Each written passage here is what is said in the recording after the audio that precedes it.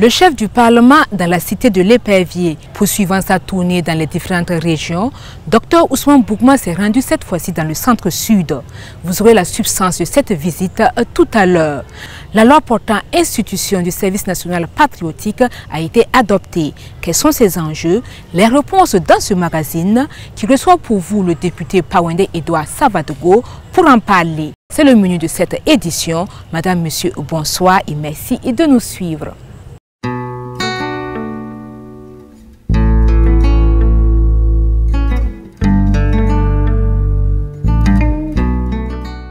Le chef du Parlement poursuit sa tournée dans les régions.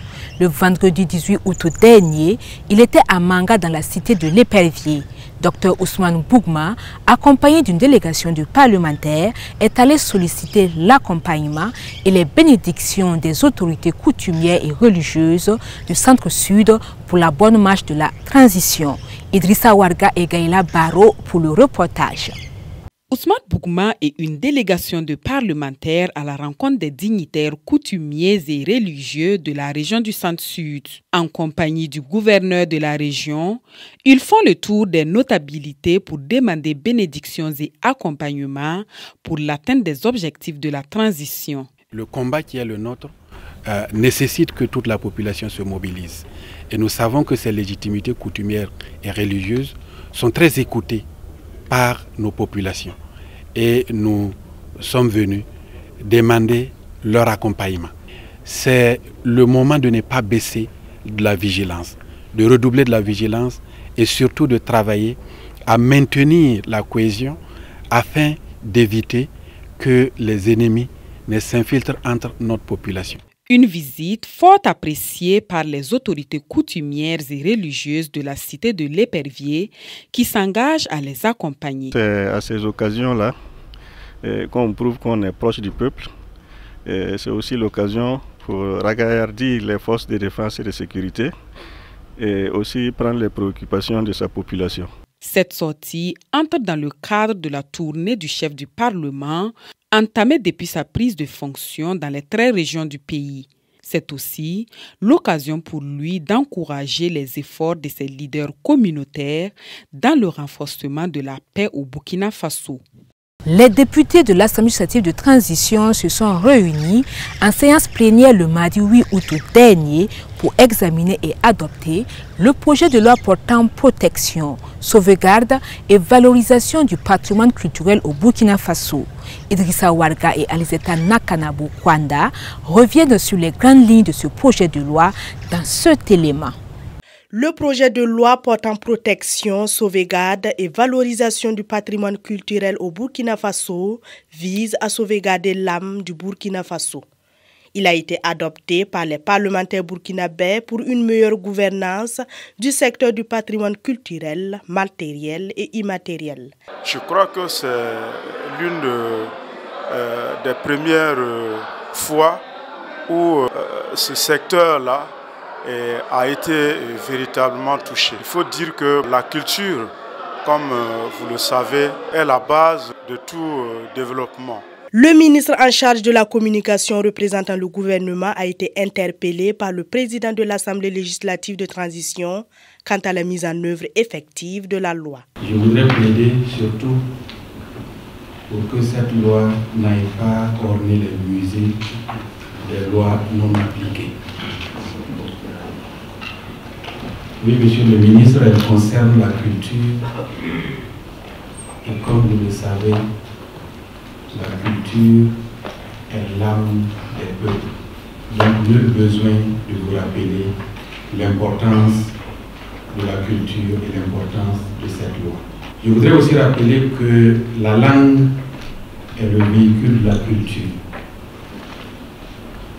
Nos cultures se meurent faute de moyens de transport adéquats, la langue. Les innovations que comporte ce projet de loi devraient permettre aux acteurs concernés d'avoir assez d'outils pour pouvoir sécuriser ce qui constitue l'identité, la valeur essentielle du pays des hommes intègres. Le député Pawende Edouard Savadogo a parrainé cette année la 4e édition du camp vacances foot Nerwata.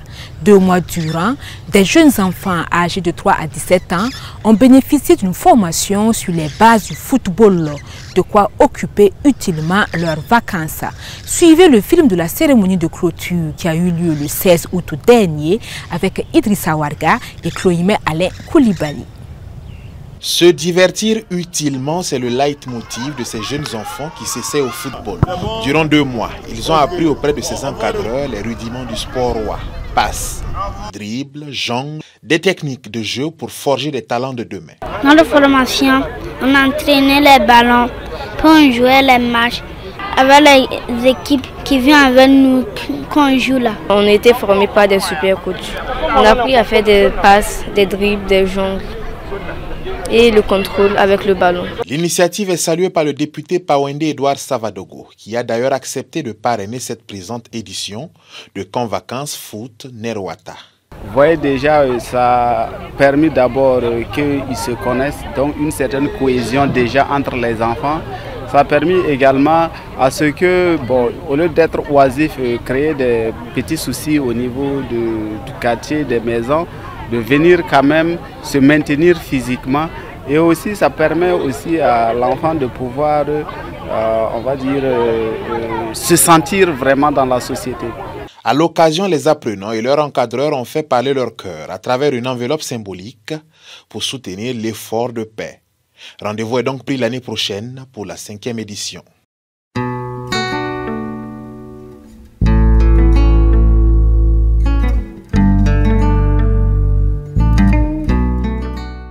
Les députés réunis en séance plénière le jeudi 17 août dernier ont examiné et adopté à l'unanimité le projet de loi portant institution du SNP, le Service national patriotique. Que dit cette loi exactement?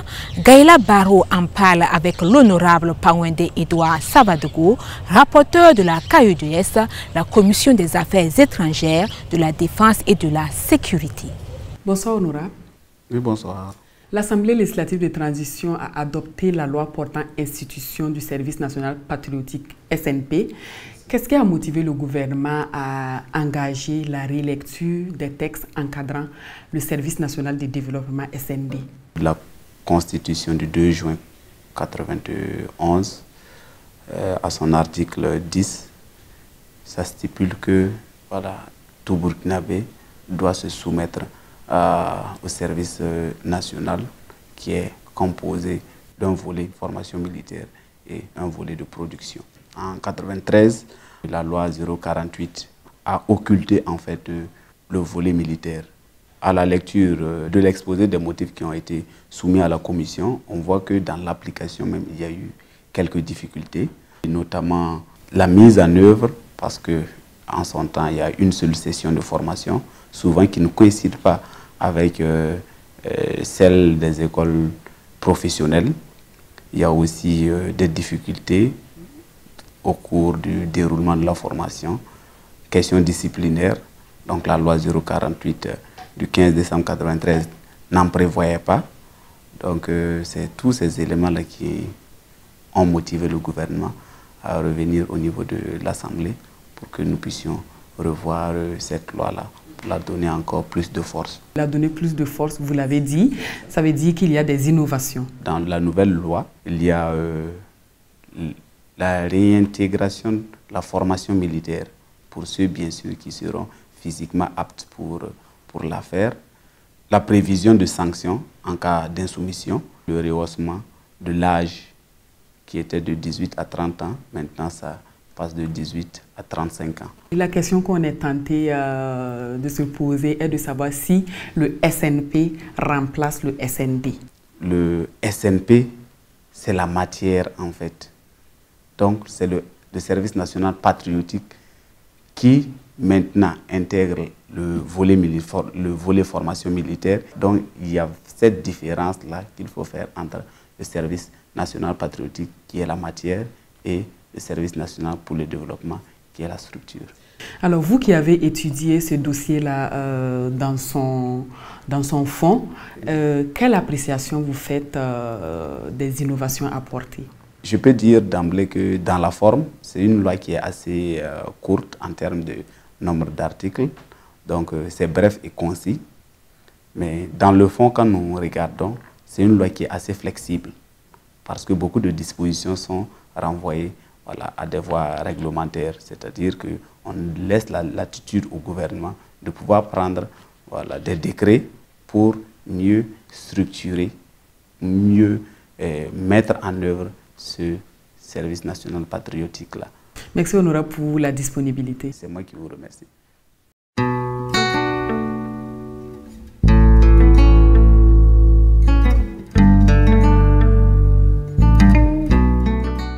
Dans cette rubrique, on reparle de l'immunité parlementaire, une prérogative qui devrait permettre aux députés d'assurer au mieux le libre exercice de leur mandat.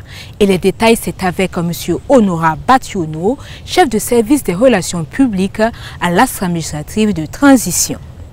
En général, il existe deux types d'immunité parlementaire, à savoir l'irresponsabilité et l'inviolabilité. Le principe de responsabilité est un principe qui protège le député pour ses opinions ou ses votes dans le cadre de ses fonctions.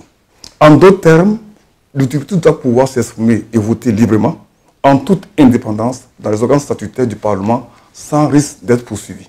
Les organes statutaires du Parlement sont des instances où le député est amené à prendre position. Et il arrive que, parfois, qu'il soit amené à argumenter.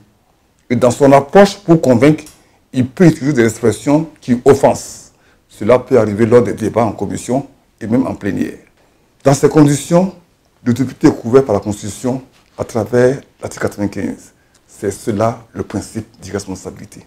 Mais, il faut préciser que tous les actes posés par le député ne sont pas protégés par la loi.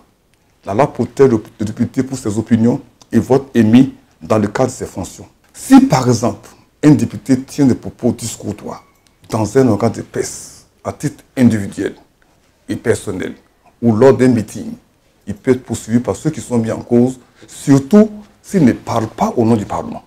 L'inviolabilité est un principe qui permet à l'Assemblée, en tant qu'institution, de fonctionner normalement et aux députés de travailler sans aucune crainte de poursuite par la population ou par le ministère public. Mais, en cas de flagrant délit, le député peut être poursuivi ou arrêté en matière correctionnelle ou criminelle. Si un député est pris, excusez-moi du terme, la main dans le sac, il peut être poursuivi ou arrêté avec l'accord du Parlement qui lève à cet effet son immunité parlementaire. La levée de l'immunité parlementaire doit respecter les dispositions en vigueur. Le vocable parlementaire met fin à ce magazine tout en espérant qu'il a été d'un grand apport pour vous. Je vous souhaite une excellente soirée et à très bientôt pour d'autres informations parlementaires.